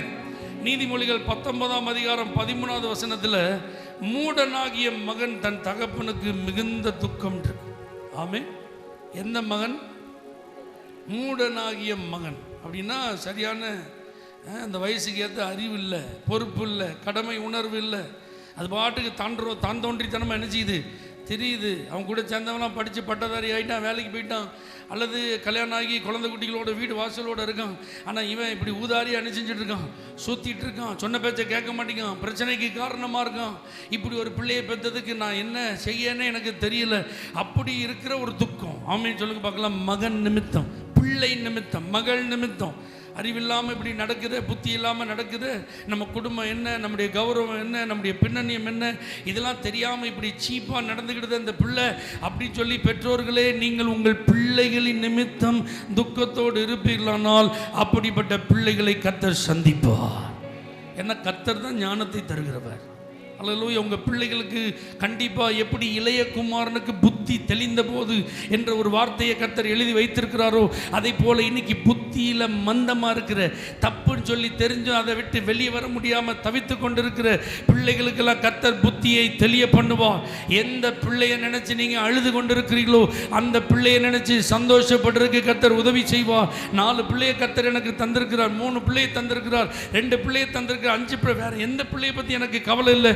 ஆனால் இந்த ஒரே ஒரு பிள்ளையை நினைக்கும் போது தான் எனக்கு வருத்தம். இது மட்டும்தான் இன்னும் சரியில்லாமல் இருக்குது, செட்டில் ஆகாமல் இருக்குது, இது மட்டும்தான் நான் சொன்ன வழிக்கு வராமல் இருக்குன்னு சொல்லி எந்த பிள்ளை, அது ஆண் பிள்ளையோ பெண் பிள்ளையோ, எந்த பிள்ளை மூடப்புத்திரன் மூடப்புத்திரியா இருக்கிறான்னு சொல்லி நீங்கள் துக்கமாக இருக்கீங்களோ அவர்கள் வாழ்வில் மாற்றத்தை கர்த்தர் தருவார்.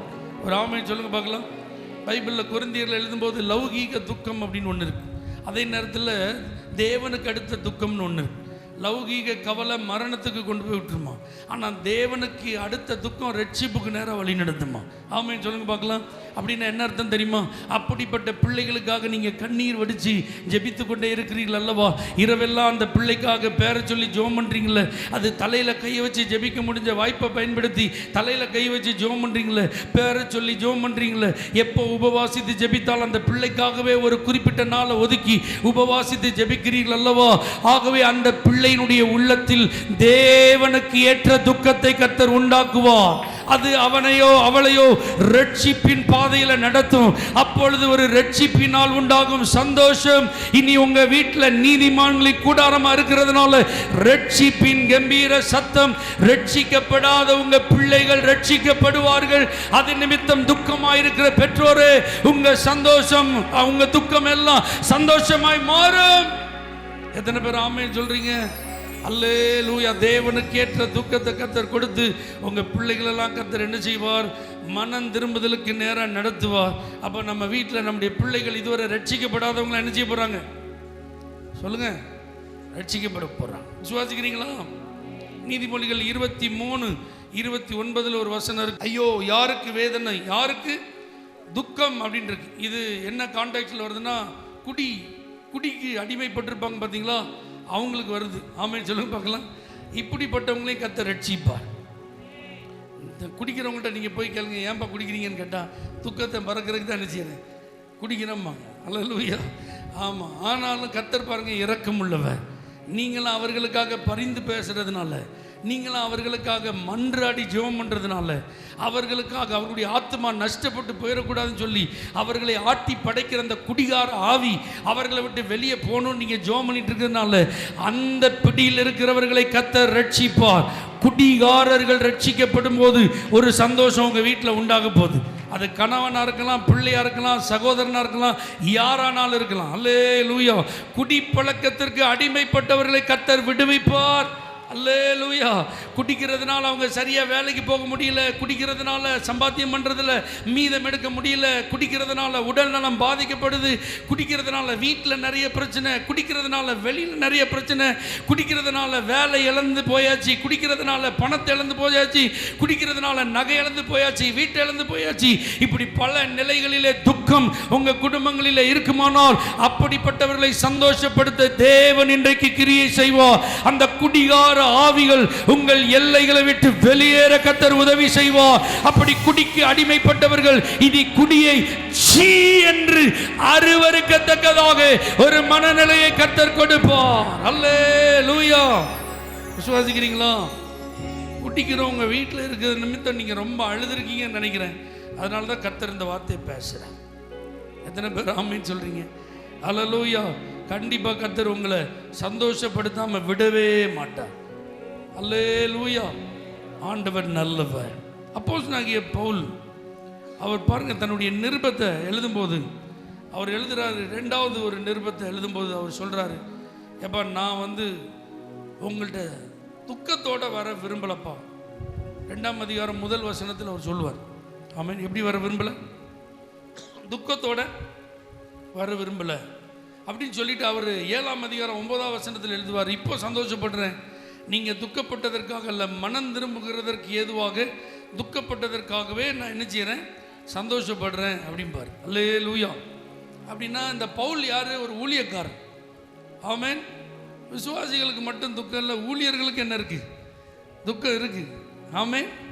ஊழியர்கள் மனசுல என்ன இருக்கு? துக்கம் இருக்கு. இந்த அப்போஸ்தலனாகிய பவுலுடைய ஊழியம் ரொம்ப ரொம்ப பிரம்மாண்டமான ஊழியம். அவரை போல ஒரு தேவ மனிதன் யாரும் கிடையாது. வரம் பெற்றவர், ஒரு பெரிய அப்போஸ்தலன், ஒரு வல்லமையான பிரசங்கியா, சபைகளை ஸ்தாபிக்கிறவர், மிஷனரி, இப்படி பல நிலைகளில் அன்னைக்கு ஆண்டவருக்காக கொடிகட்டி பறந்தது யாரு? பவுல். இவர் கொரிந்து பட்டணத்தில் சுமார் 1.5 வருஷம் தங்கி இருந்து இந்த சபையை ஸ்தாபிச்சிருக்கிறார். இது ஒரு வர்த்தக பட்டணம், பயங்கரமான பொருளாதார செழிப்பு நிறைஞ்ச ஒரு பட்டணம், அதே நேரத்தில் பாவம் விக்கிரக வழிபாடு நிறைஞ்ச ஒரு இடம். ஆனால் கிருபையா அந்த இடத்துல ஒரு வரம் பெற்ற சபையை ஸ்தாபிச்சார், வல்லமையான சபை. ஆனால் அந்த சபையை ஸ்தாபிச்சதுக்கு அப்புறம் அவர் வேற இடத்துக்கு போயிடுவார். அதான் அவருடைய ஊழியம். இப்போ தகவல் வருது, அங்கே ரொம்ப ஒழுக்கக்கேடாக இருக்கிறாங்க, அங்கே எல்லாருக்குள்ளேயும் பிரிவினை இருக்கு. அதனால தான் முதல் நிருபத்தை அவர் என்ன செய்கிறாரு, எழுதி அனுப்புகிறார். இப்போ ரெண்டாவது என்ன பிரச்சனைன்னா, இவரையே கொஸ்டின் பண்ணான். இவர் ஒரு உபதேசத்தை சொல்லிட்டு போயிருக்கிறாரு, வேற ஒரு உபதேசத்தை பிரசங்கம் பண்ணிட்டு போகிறான். அடுத்தது பவுலெல்லாம் அப்போஸ்தலனே கிடையாதுன்னு இவருடைய ஊழியத்தை, இவருடைய அழைப்பையே கேள்விக்குறியாக்கிட்டான். அல்லேலூயா. அதனால தான் அவருக்கு துக்கம். ஆமென் சொல்லுங்க பார்க்கலாம். அதனால ரெண்டாவது நிருபத்தை நீங்க பார்த்தீங்கன்னா, அவர் தன்னையும் தன்னுடைய அழைப்பையும் தன்னுடைய ஊழியத்தையும் ரொம்ப ஸ்ட்ராங்காக எழுதுறதை நீங்க என்ன செய்யலாம், பார்க்கலாம். ஆமென் சொல்லுங்க பார்க்கலாம். அல்லேலூயா. இது இந்த வளர்த்த கடா மார்பிள பாஞ்ச மாதிரி அப்படி எடுத்துக்கிடலாம். ஆமென் சொல்லுங்க. பிரயாசப்பட்டு நல்ல ரிசல்ட் இருக்கும்னு நினைச்சோம். ஆனால் இந்த ஆட்கள்லாம் அதை குறித்து கொஞ்சம் கூட என்ன இல்லை, அக்கறை இல்லாமல் இருக்கிறாங்களே, பொறுப்பே இல்லாமல் இருக்கிறாங்களே. அப்படி இருக்கிறவங்களை பார்த்தா நமக்கு எப்படி தான் இருக்கும், ரொம்ப கவலை தான் இருக்கும்.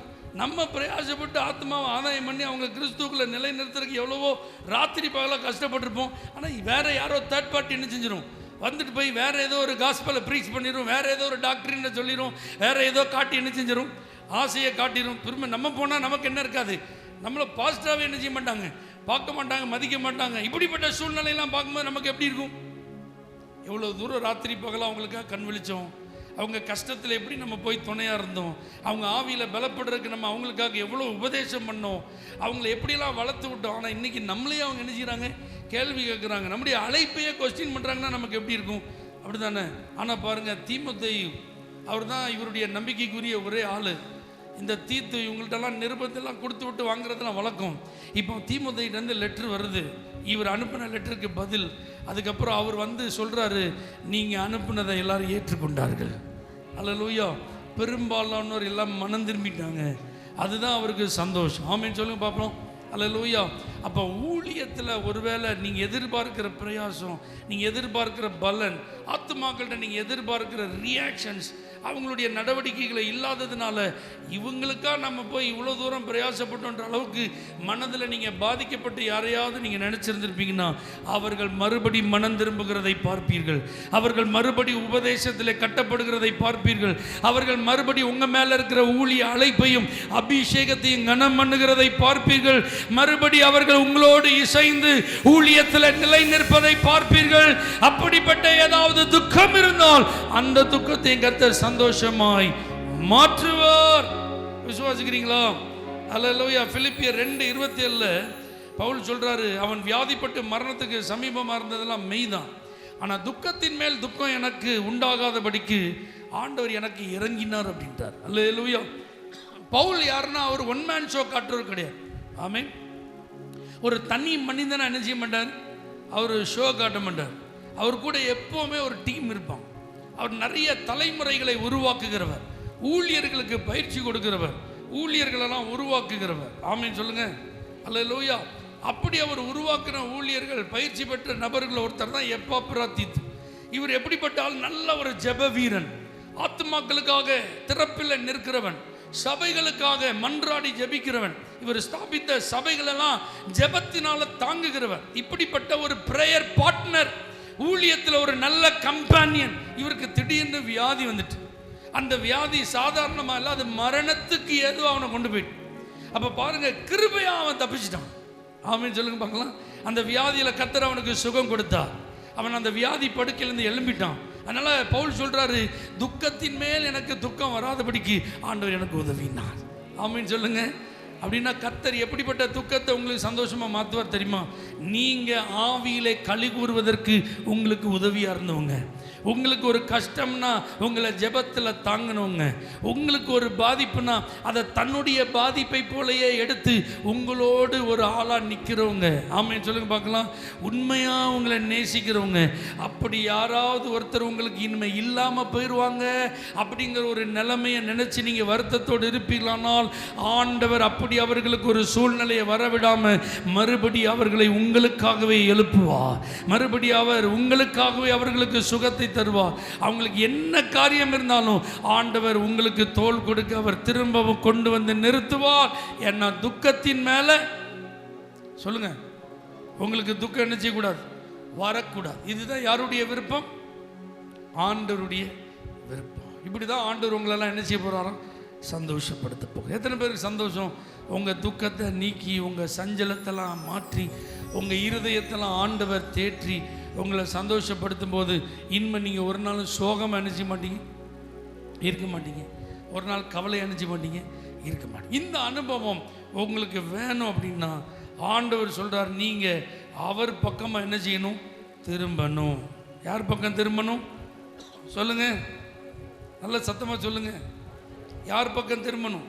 ஆண்டவர் பக்கம் திரும்பணும். 6வது வசனத்தில் நீங்கள் பார்த்தீங்கன்னா, எழுந்திருங்கள், சீயோனில் நம்முடைய தேவனாகிய கர்த்தரிடத்திற்கு போவோம் வாருங்கள் என்று எப்பிராயீமின் மலைகளில் உள்ள ஜாமக்காரர் கூறும் காலம் வரும்.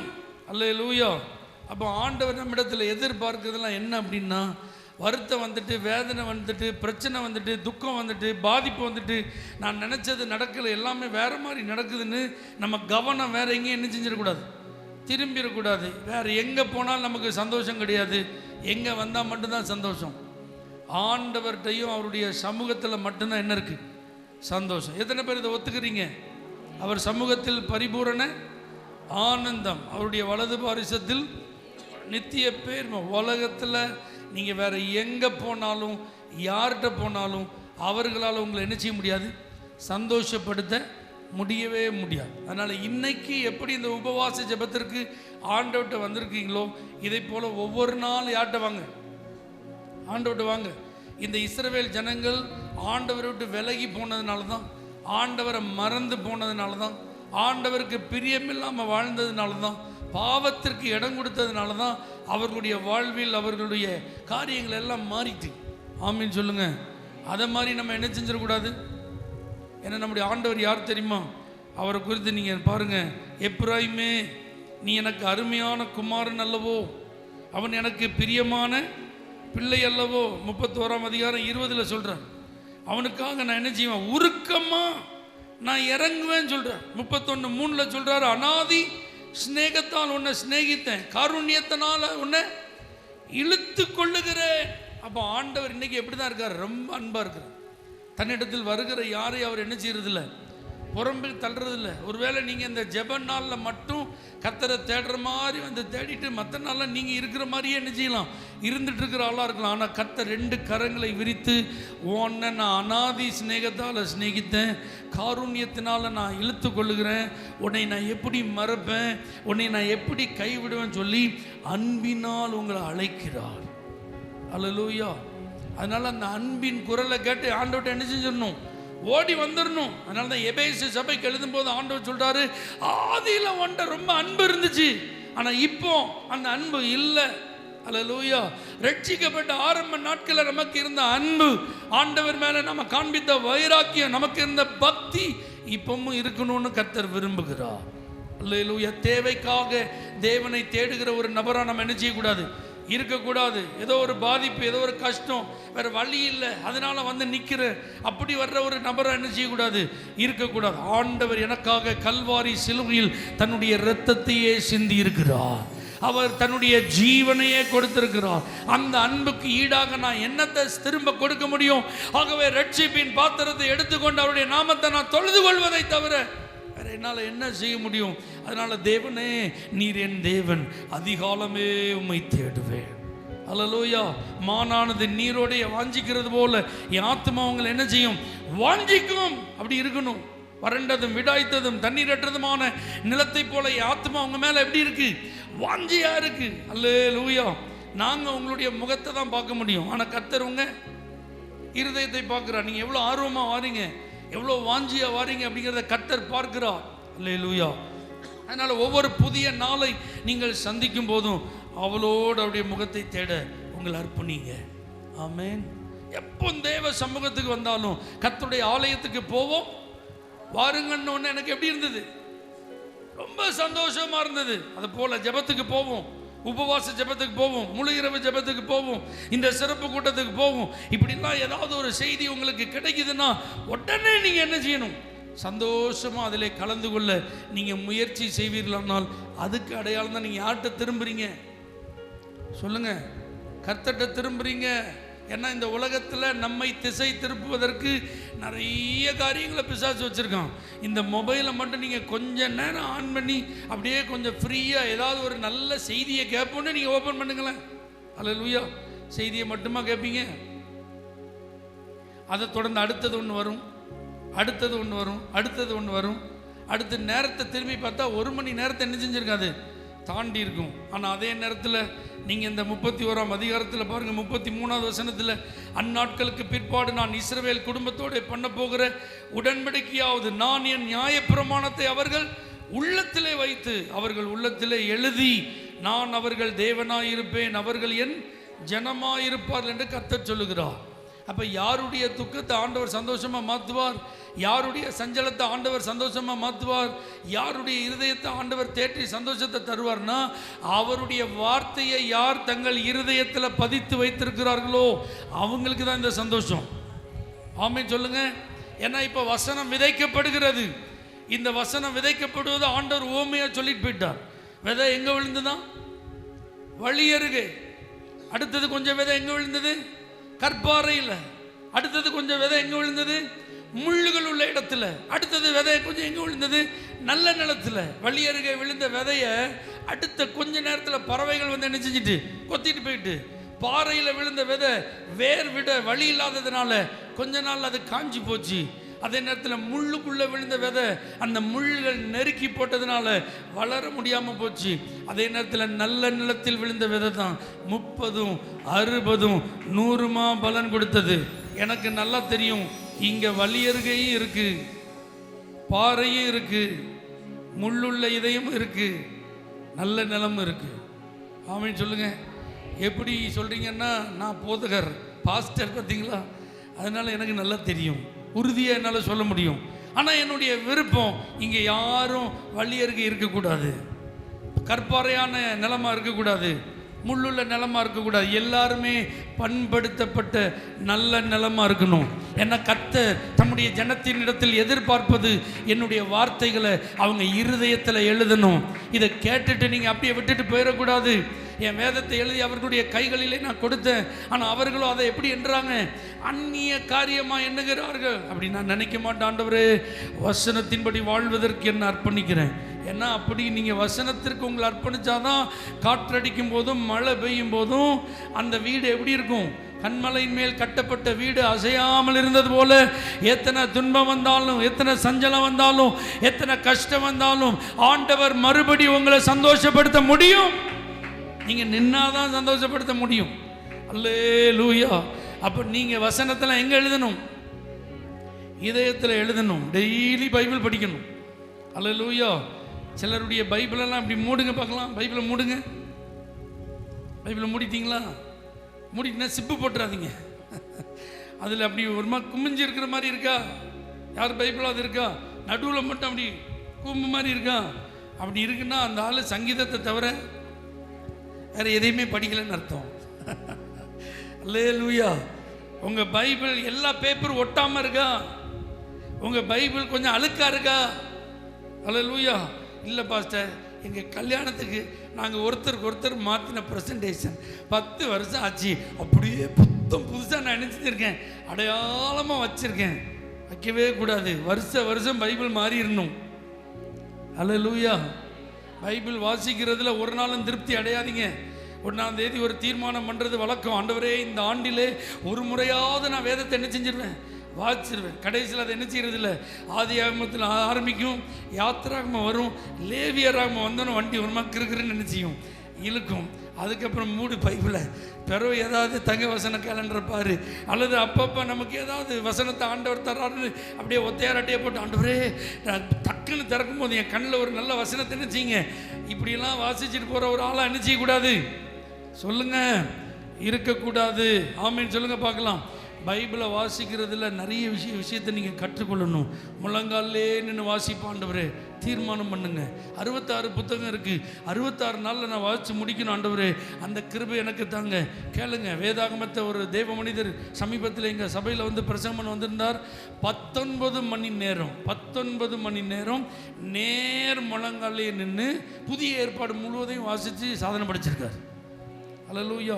72 மணி நேரம் தொடர்ச்சியாக வேதாகமத்தை வாசித்து சாதனை படிச்சிருக்கிறார். ஆமென் சொல்லுங்க பார்க்கலாம்.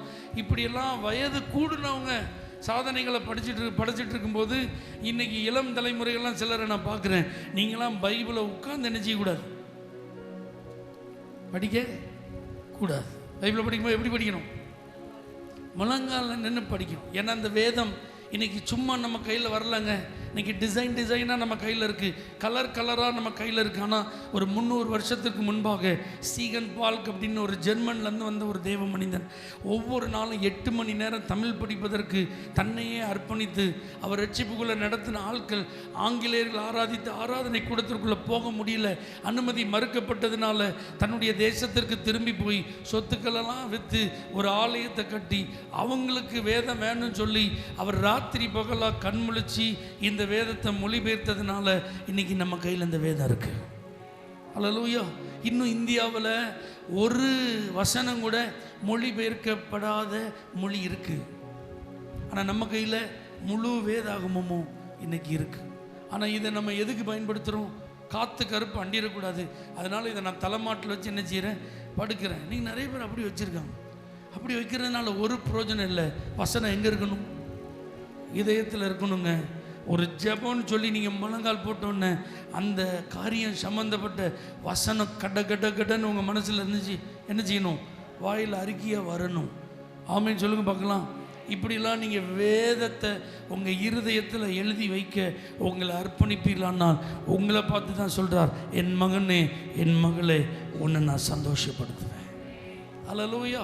ஏதோ ஒரு ஆசீர்வாதத்தை பெறுவதற்காக வந்தேன், எனக்காக அங்கே ஜெபம் பண்ணுவாங்க, ஒரு அற்புதம் நடக்குன்னு வந்தேன், நல்லது.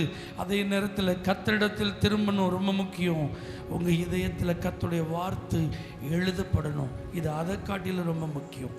இதற்கு நீங்கள் அதிக முக்கியத்துவம் கொடுக்க இன்றைக்கு உங்களை அர்ப்பணித்தால் இயேசுவின் வார்த்தை சத்தியம், அவர் உங்களை சந்தோஷப்படுத்துவார். எத்தனை வார்த்தைகளை சொல்லி இந்தந்த துக்கத்திலிருந்தெல்லாம் ஜனங்களை தேவ மனிதர்களை கர்த்தர் சந்தோஷப்படுத்தினாரோ அதே போல் உங்கள் எல்லாரையும் ஆண்டவர் சந்தோஷப்படுத்துவார். எல்லாரும் தயவாக எழுந்து நிற்போம். கர்த்தர் நல்லவர். ஹல்லேலூயா. கர்த்தருக்கு மகிமை, கர்த்தருக்கு மகிமை. உங்கள் துக்கம் எல்லாம் எனக்கு சந்தோஷமாய் மாறப்போகிறது. உங்கள் கவலைகள் கண்ணீர் எல்லாவற்றையும் ஆண்டவர் களிப்பாய் மாற்றப் போகிறார். நீங்கள் கர்த்தரிடத்தில் திரும்ப ஆயத்தமா? ஏதாவது குறைவு இருந்தால் கர்த்தரோட பேசுங்க. ஆண்டவரே, நான் கொஞ்ச நாளாக சரியாக ஜெபம் பண்ணலை, உண்மைதான். கொஞ்ச நாளாக நான் வேதத்திற்கு முக்கியத்துவம் கொடுக்கல, உண்மைதான். நான் உபவாசம் பண்ணுறதெல்லாம் இப்போ தவிர்த்து வருகிறேன், உண்மைதான். கொஞ்சம் விசுவாசம் எனக்கு குறைஞ்சிருக்கு, உண்மைதான். பரிசுத்த வாழ்க்கையில் கொஞ்சம் குறைவுபட்டிருக்கேன், உண்மைதான். ஆண்டவரே என் ஜெப வாழ்க்கை ஒழுங்கா இல்லை, உண்மைதான், என்னை மன்னியும் ஆண்டவரே, உம்மிடத்தில் திரும்ப என்னை நான் அர்ப்பணிக்கிறேன்னு சொல்லு. ஆண்டவர் சமூகத்தில் திரும்ப உங்களை ஒப்பு கொடுங்க. ஆண்டவரோடு பேசினேன், ஆண்டவரே நீ நல்லவர். ஹல்லேலூயா, ஹல்லேலூயா, ஹல்லேலூயா. ஆண்டவருடைய அன்பு, அநாதி சிநேகம் உங்களை நேசிக்கிறது. காருண்யம் உங்களை இழுக்கிறதற்கு ஆயத்தமாக இருக்கிறது. தண்டித்தாலும் நான் மட்டாய் தான் தண்டித்தேன் ஆண்டவர் சொல்கிறார். சத்துரு கையில் ஒப்பு கொடுத்தாலும் முழுசா நான் ஒப்பு கொடுக்கல, முற்றிலும் அழிய நான் ஒப்பு கொடுக்கல. நான் அன்பின் நிமித்தம், மன உருக்கத்தின் நிமித்தம் நீ எனக்கு வேணும்னு சொல்லி உன்னை நான் சேர்த்து கொள்வேன். கர்த்தர் இஸ்ரவேலுக்கு மனம் இறங்கினது போல உங்கள் மேலே மனம் இறங்கினதுனால தான் இன்னைக்கு நீங்கள் ஜீவனோடு இருக்கிறீர்கள், பலத்தோடு இந்த இடத்திற்கு வந்திருக்கிறீர்கள். இந்த மதிய நேரம் இந்த ஜெபத்தில் கலந்து கொள்ள ஆண்டவர் உங்கள் மேலே கிருபை வைத்ததினால தான் இந்த இடத்திற்கு நீங்கள் வந்திருக்கீங்க. அல்லாத பட்சத்தில் சத்துரு உங்களை எப்பொழுதோ வாரிக்கொண்டு போயிருப்பான், சத்துரு எப்பொழுதோ உங்களை வீழ்த்தி இருந்திருப்பான், சத்துரு எப்பொழுதோ உங்களை உயிரோடு விழுங்கி இருந்திருப்பான். ஹல்லேலூயா, ஹல்லேலூயா. ஆனால் கர்த்தர் இன்னைக்கு அழைக்கிறார், திரும்பி வா மகனே, திரும்பி வா மகளே, திரும்பி வா, என்னிடம் வா. நான் ஒரு உயர்ந்த அடைக்கலம் உனக்கு, என்னிடத்தில் உனக்கு இளைப்பாறுதல் உண்டு, என்னிடத்தில் உனக்கு ஆசீர்வாதங்கள் உண்டு, நீ எதிர்பார்க்கிற இன்பம் என்னிடத்தில் உண்டு, நீ விரும்புகிற சந்தோஷம் என்னிடத்தில் உண்டு, நீ வைத்திருக்கிற கேள்விக்கான பதில் என்னிடத்தில் உண்டு, உனக்கு ஆறுதல் என்னிடத்தில் உண்டு என்று 2 கரங்களை விரித்து இயேசு உங்களை அழைக்கிறார். உங்கள்கிட்ட வந்துடுற ஆண்டவரே, உலகத்துக்கு பின்னாடி போக மாட்டேன், மனிதர்கள் பின்பாக போக மாட்டேன், எனக்கு அங்க இருக்கு இங்க இருக்குன்னு சொல்லப்பட்ட காரியங்களுக்கு பின்னாடி நான் போக மாட்டேன், எனக்கு தஞ்சம் நீங்க தான், எனக்கு அடைக்கலம் நீங்க தான், உம்மிடத்தில் நான் வருகிறேன் சொல்லுங்க, உம்மிடத்தில் நான் வருகிறேன். ஹல்லேலூயா. உம்முடைய வசனத்தை என் இருதயத்தில் வைத்து வைத்து ஆமென் ஹல்லேலூயா நான் வாழ்வேன் ஆண்டவரே சொல்லுங்க. இனிமே உங்க வசனத்தை என் இருதயத்தில் எழுதுவேன் சொல்லுங்க. ஹல்லேலூயா, ஹல்லேலூயா. வசனத்தை நான் காத்துக்கொள்வேன் சொல்லுங்க. வசனத்தை நான் விட்டு விலக மாட்டேன், வசனத்தை நான் மறக்க மாட்டேன். வார்த்தைக்கு என்ன அர்ப்பணிப்பேன், வார்த்தைக்கு என்ன அர்ப்பணிக்கிறேன்னு சொல்லுங்க, வார்த்தைக்கு நான் கீழ்ப்படிவேன் சொல்லுங்க. வேதம் என்ன சொல்லுது அதை தான் நான் கைக்கொள்ளும். உலகம் சொல்றது இல்லை, பாரம்பரியம் சொல்றது இல்லை, சடங்காச்சாரம் சொல்றது இல்லை, முன்னோர்கள் சொல்வதில்லை, என்னை நேசிக்கிறவர்கள் சொல்றது இல்லை. இயேசு வேதத்தின் மூலமா என்ன சொல்றாரோ அதை தான் என் இருதயத்தில் எழுதி வச்சு அதன்படி நான் நடப்பேன், அதன்படி நடப்பேன். எத்தனை பேர் அந்த வார்த்தையை என்னோடு கூட சொல்றீங்க? ஹல்லேலூயா. இந்த உலக வழக்கத்தின்படி நடக்கிற நபர் நான் அல்ல. ஆமென். என்னுடைய முன்னோர்கள் பின்பற்றின காரியங்களை செய்கிற ஒரு நபர் அல்ல. வசனம் என்ன சொல்லுது அதை தான் நான் செய்வேன். வார்த்தை எதற்கு கொடுக்கப்பட்டிருக்கிறதோ, அது என்ன கட்டளையை கூறுகிறதோ, அது என்ன கற்பனை எனக்கு நியமித்திருக்கிறதோ அதற்கு செவி கொடுப்பேன், அதற்கு கீழ்ப்படிவேன், அதற்கு கீழ்ப்படிவேன். ஹல்லேலூயா, ஹல்லேலூயா. ஆமென். கர்த்தர் நல்லவர், கர்த்தர் நல்லவர். இந்த அர்ப்பணிப்பு உங்கள் உள்ளத்திலிருந்து உண்மையாய் வருமானால், உங்கள் இதயத்தின் ஆழத்திலிருந்து ஆண்டவருக்கு நீங்க உங்கள் அர்ப்பணிப்பீர்களானால் உங்கள் துக்கம் சந்தோஷமாய் மாறும்.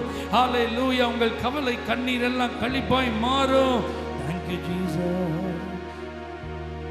கடந்ததை நினைத்து கலங்காதே, நடந்ததை மறந்து விடு.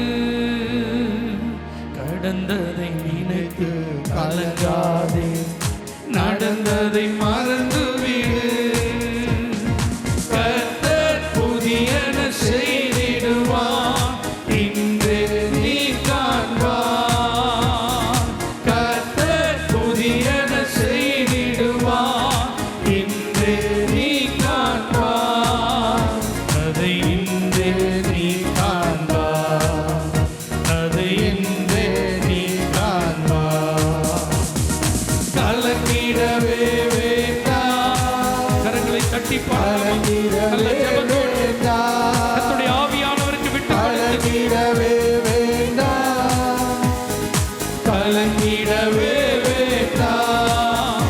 நம் இயேசு கைவிட மாட்டார், நம் இயேசு கைவிட மாட்டார். நொறுங்குண்ட இதயம் தேற்றுகிறார், உடைந்த உள்ளம் தாங்குகிறார். நொறுங்குண்ட இதயம் தேற்றுகிறார், உடைந்த உள்ளம் தாங்குகிறார். காயங்கள் அனைத்தையும் கட்டுகிறார், கண்ணீர் துடைக்கிறார். உன் காயங்கள் அனைத்தையும் கட்டுகிறார்.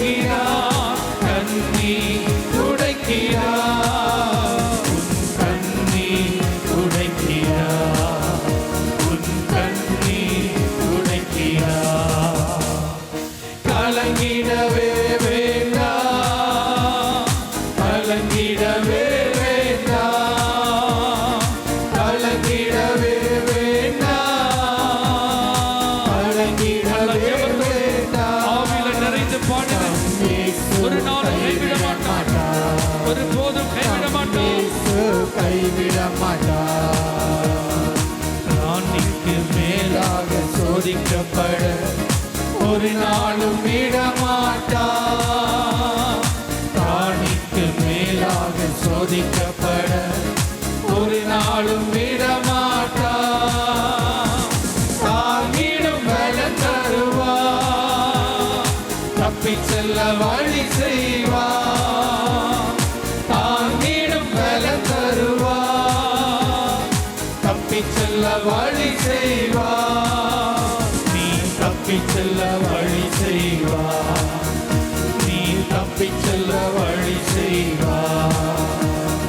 கலங்கிடவே வேண்டாம், கலங்கிடவே வேண்டாம், கலங்கிடவே வேண்டாம், கலங்கிடவே வேண்டாம். நம் இயேசு கைவிட மாட்டார், நம் இயேசு கைவிட மாட்டார். உங்கள் துக்கம் சந்தோஷமாய் மாறும், உங்கள் கவலைகள் கண்ணீர் எல்லாம் மறைந்துவிடும். உங்கள் துக்கம் சந்தோஷமாய் மாறும், உங்கள் கவலைகள் கண்ணீர் எல்லாம் மறைந்துவிடும். கலங்கிடவே வேண்டாம், கலங்கிடவே வேண்டாம், கலங்கிடவே வேண்டாம், கலங்கிடவே வேண்டாம். நம் இயேசு கைவிட மாட்டார், நம் இயேசு கைவிட மாட்டார், நம் இயேசு கைவிட மாட்டார், நம் இயேசு கைவிட மாட்டார். நீர் உம்முடைய பிள்ளைகளின் முகங்களில் படிக்கிறாய், கண்ணீரை துடைப்பீராக, என் துக்கங்களை சந்தோஷமாய் மாற்றுவீராக. நல்ல ஆவியில நிறைந்து அபிஷேகம் பெற்ற தேவ பிள்ளைகள் எல்லாரும் அவர்களை சந்தோஷப்படுத்தும் என்று சொன்ன தெய்வம் இறங்கி வந்திருக்கிறார். விசுவாசத்தோடு என்ன துக்கத்தில் இருந்தாலும் உங்க துக்கம் இன்றைக்கு சந்தோஷமாய் மாறுகிறது. விசுவாசிக்கிறவங்க நல்ல கரங்களை தட்டி, ஆண்டவரே நிரப்பப்படாத வெற்றிடம் ஒன்றும் இல்லை, ஹல்லேலூயா, கருப்பு நாள் என்று ஒன்று இல்லை, என்னுடைய வாழ்வை தீர்க்க முடியாத பிரச்சனை என்று ஒன்று இல்லை, ஈடு செய்ய முடியாத இழப்பு என்று ஒன்று இல்லை, வாய்விட்டு பேசி தீர்க்க முடியாத துக்கம் என்று ஒன்று இல்லை. என் மனதை பாரப்படுத்துகிற துக்கம், வருத்தம், வேதனை எதுவாக இருந்தாலும் கர்த்தரால் அதை சந்தோஷமாய் மாற்ற முடியும் என்று நான் நம்புறப்பா. சொல்லுங்க, நான் நம்புறேன் ஆண்டவரே, இந்த வார்த்தைகளை நம்புறப்பா. நல்ல கையை தட்டி நல்ல விட்டு கொடுத்து, நல்ல விட்டு கொடுத்து, ஒருவேளை நீங்க அபிஷேகம் பெறாம இருந்தாலும் பரவாயில்ல, நல்ல கையை தட்டி உம்மிடத்தில் வருகிறேன் சொல்லுங்க. உங்க வார்த்தையை இருதயத்தில் எழுத என் இருதயத்தை திறந்து தருகிறேன் சொல்லுங்க.